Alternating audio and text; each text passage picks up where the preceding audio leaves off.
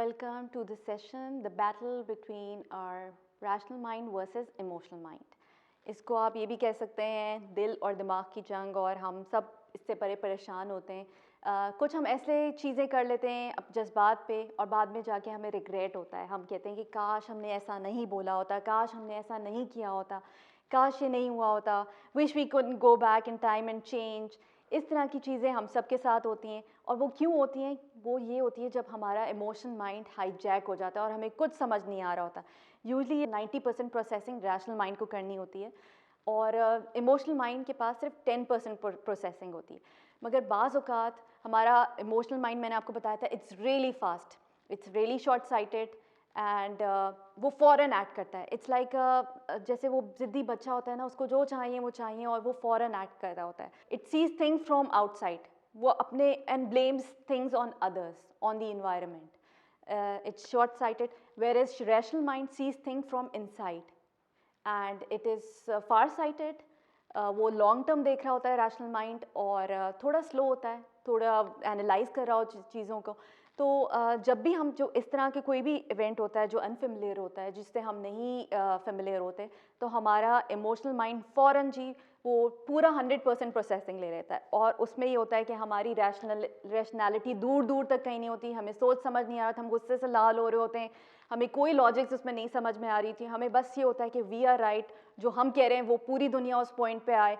हम कुछ ऐसी चीज़ें बोल देते हैं, कुछ ऐसी चीज़ें कर देते हैं जिसका बाद में हमें रिग्रेट होता है, जिस पे हमें उस पर अफसोस होता है कि हमने ऐसा क्यों कहा, काश हम ऐसा नहीं करते, काश हमने ऐसा नहीं किया होता। हमें फिर रिग्रेट्स रह जाते हैं। तो ये कैसे हो सकता है, हम कंट्रोल कर सकते हैं? How can we balance between our emotional mind and rational mind? एक और चीज़, एक और उसको कहते हैं वाइज माइंड या विल पावर, हम यूज़ करके जब हमारा इमोशनल माइंड हाई हो रहा हो, we can use that will power to bring it to the rational side. ये अल्लाह ताला ने हमें इख्तियार दिया हुआ है, इसीलिए हमें अशरफुल मखलूक़ात बनाया, इसीलिए हमें एक चॉइस दी हुई है कि हम चूज़ कर सकते हैं, हम अपने इमोशनल माइंड को कंट्रोल कर सकते हैं। तीन जो माइंड्स मैंने आपको बताया, बीच का रास्ता जो है वाइज माइंड जिसको कहते हैं, तीनों में डायलॉग हो रही है कि इमोशनल माइंड कह रहा है कि आई डोंट वांट, अलार्म बजा, इमोशनल माइंड कह रहा है I don't want to get up and go for work, I don't want to, I am feeling too tired.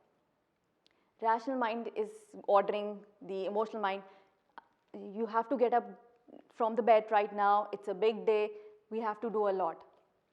अब यूजली ये होता है कि हमारा, आप देखें अगर आप कोई भी प्लान करें कि मुझे कल से एक्सरसाइज करनी है या कल से जिम से जाना है, तो जब कल आता है तो आप कहते हैं कल से। हमेशा हमारा emotional mind most of the time जीत रहा होता है। जो लोग, इसीलिए बहुत सारी एडिक्शंस, जो स्मोकर्स हैं, उनको ये विल पावर यूज़ करने में बहुत प्रॉब्लम हो रही होती है, बिकॉज आपका इमोशनल माइंड फ़ौरन एक्ट कर रहा होता है, और वो ये कह वहाँ अपने आप को एक्सक्यूजेस दे रहा होता है, इट्स ओके, कल से कर लेंगे, कल से कर लेंगे। So you have to use that willpower that you have been given. एक चॉइस आपको दी हुई है, एक 5% चॉइस दी हुई है अल्लाह ताला ने, उसको यूज़ करें और अपने इमोशनल माइंड को थोड़ा सा कंट्रोल करें। अब रैशनल माइंड कैसे कर सकता है, वाइज माइंड कैसे एक्नॉलेज कर सकता है? It acknowledges the emotional mind, I know you are tired, I know you are tired, but you need to get out of the bed and go to the gym, because that workout will help you.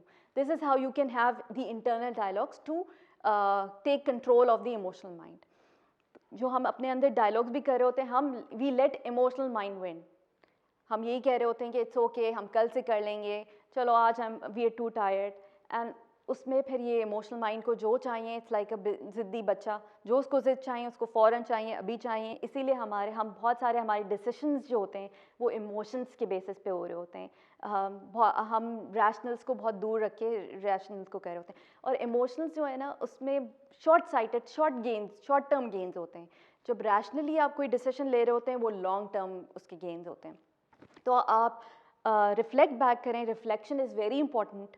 It is very important कि कौन कौन से ऐसे events थे जहाँ पे सिर्फ आपने इमोशनल माइंड को लेके आपने एक्ट किया, या आपका रिएक्शन इमोशंस को लेके था, और आपने उस वक्त आपको कुछ समझ नहीं आ रहा था क्या हो रहा है, और बाद में फिर आपको रिग्रेट हुआ। आप ऐसे सारे इवेंट्स लिस्ट डाउन करें और देखें कि आपने क्या किया। जब हम ये लिख रहे होते हैं ना, फिर हमें we learn from them. So लिखना, सेल्फ एनालिसिस करना, सेल्फ रिफ्लेक्शन करना is very important for you.